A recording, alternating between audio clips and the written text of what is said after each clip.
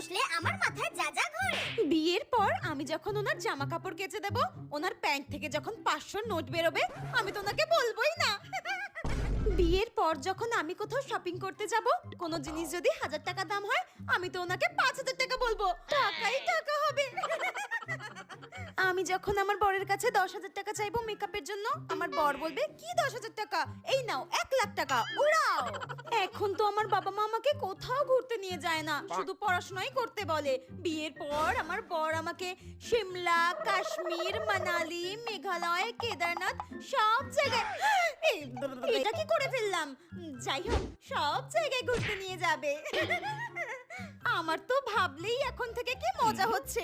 তাহলে আমি এত পড়াশোনা করে কি করব? ধুর, এসব বই খাতা নিয়ে কোনো লাভ নেই। আমার তো বিয়ের পরই সুখের জীবন।